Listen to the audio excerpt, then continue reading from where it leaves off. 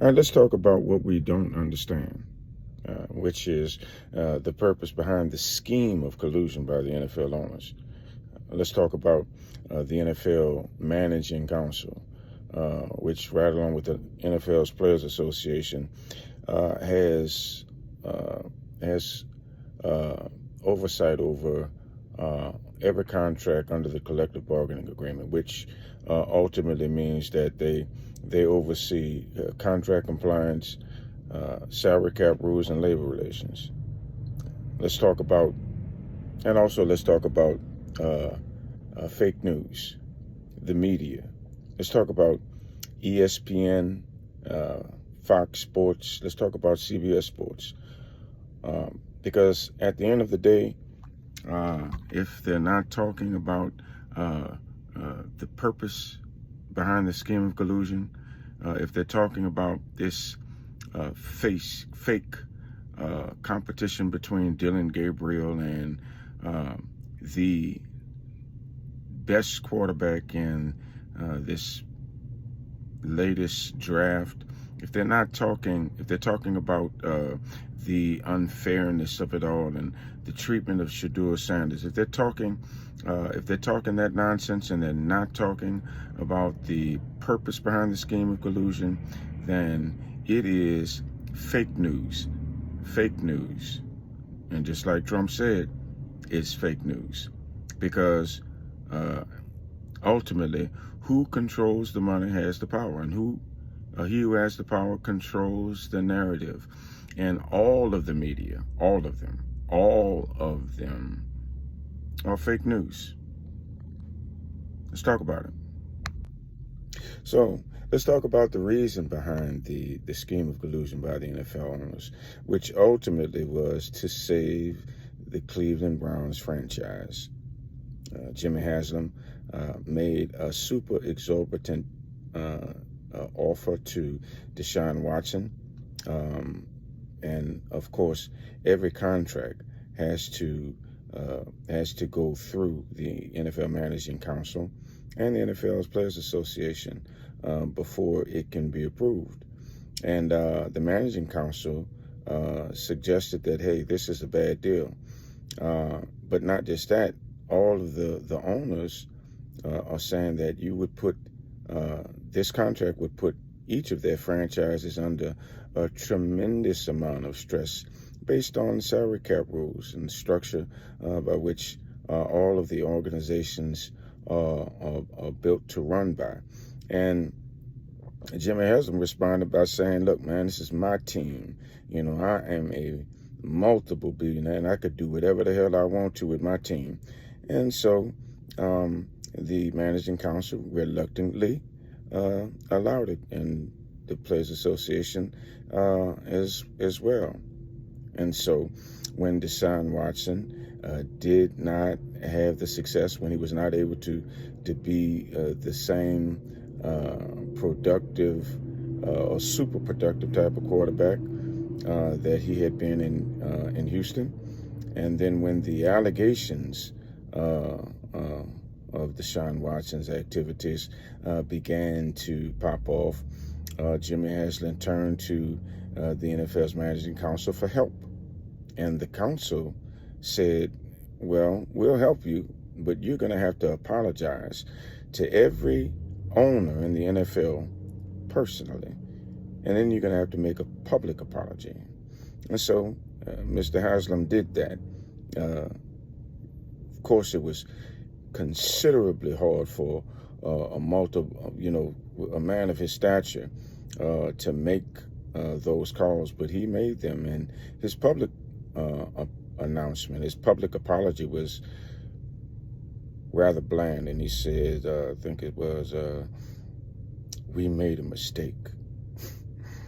And so immediately the Managing Council went into motion and said, okay, well, what do you need? Haslam says, well, I need a quarterback to replace the one that is not doing me any good. And so immediately they went to set out to find the best quarterback that they could possibly find, Shedeur Sanders. Now, don't get this twisted now, okay, because it is all a narrative. All right, so you say that Mel Kiper said that Shadur Sanders was the... Okay, so Mel Kiper had Shadur Sanders as the #1 rated quarterback on his draft board. As a matter of fact, Mel Kiper said that Shadur Sanders was the most pro-rated quarterback that he had seen in the last decade. And during the draft, Mel Kiper went from hysteria to crazy to completely mad after Shadur Sanders fell from the first all the way to the 5th round. And immediately following the draft, Mel Kiper went on record stating that in his 20-plus years of being the NFL's chief independent guru, this had never happened before. Now, let me back that up by, a little more evidence. Tell me, what 5th round prospect has ever received an entire organization's visit? It has never happened. Let me repeat that.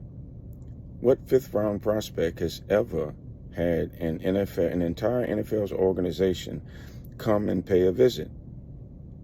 It has never happened. Okay, and they didn't just visit him once; they visited him twice. And so,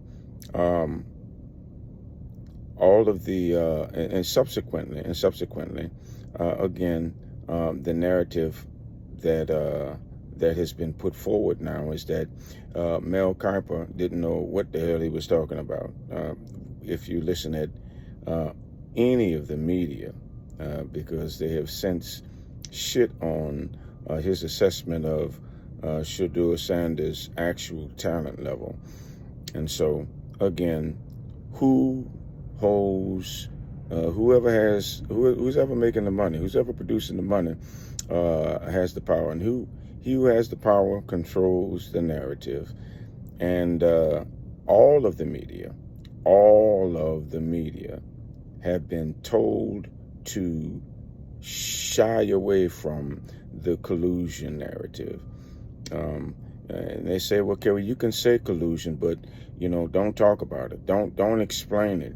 Don't break it down into detail, which ultimately is what I'm doing now. And so, if this is collusion and they got the man that they wanted, then what's with the idea that they're not playing him? Well, they have to allow the narrative to play itself out. They can't make it obvious that, okay, Shadur was our guy all the time, all the while.